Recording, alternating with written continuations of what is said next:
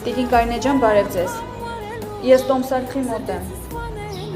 Հա, 2 հրավիրատոմս կարող եք իմ անունով տոմսարքում թողնել, ներկայացման օրը կմոտենան կվերցնեմ։ Դե եթե հասնում եք ավելի լավ, սպասեմ վերցնեմ, ինքս կփոխանցեմ։ Լավ, տիկին Կարինե ջան, շատ շնորհակալ եմ։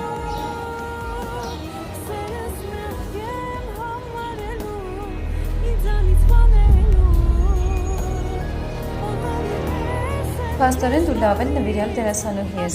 Միաժամանակ մի քանի թատրոնում ես աշխատում։ Սխալվել էի քո հարցում։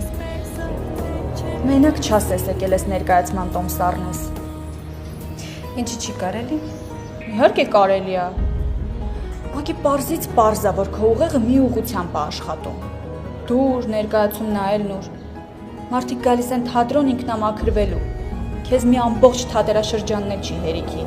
Փողերդ քամ ունես տալու արդյունքի չհասնես։ Դե դեպքում հենց քո ներկայացման տոմսն էլ կգնեմ։ Ինձ միանգամից ցույց կտաս բեմից, բարձրարժեք արվեստի ուժը։ Ձեռքդ էլ վնասված է, մենակ չասես բեմից ես ընկել, սիրտս կցավի։ Զգացում եմ, որ նվիրյալ ես։ Քեզ մի հատ շատ կարևոր բան ասեմ ու գնամ, փորձից ուշանում եմ։ Դու չես կարողանալու ինձ հունից հանես։ Չես կարողանալու ստիպես, որ կոտրվեմ ու ինձ ու քեզ համեմատեմ։ Ես ընտրություն եմ, դու պատահականություն։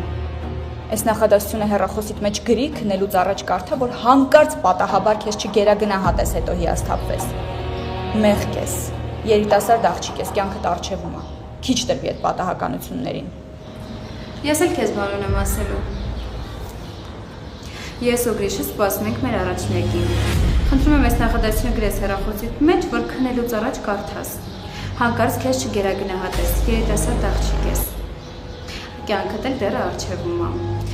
Մեկ էլ քիչ հավատա այդ պատահականություններին։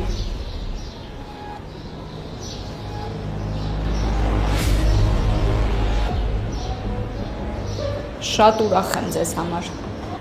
Զգացվում է։ Երևի քեզ էլ փորձից կտրեցի ու ուշացար։ Գնա։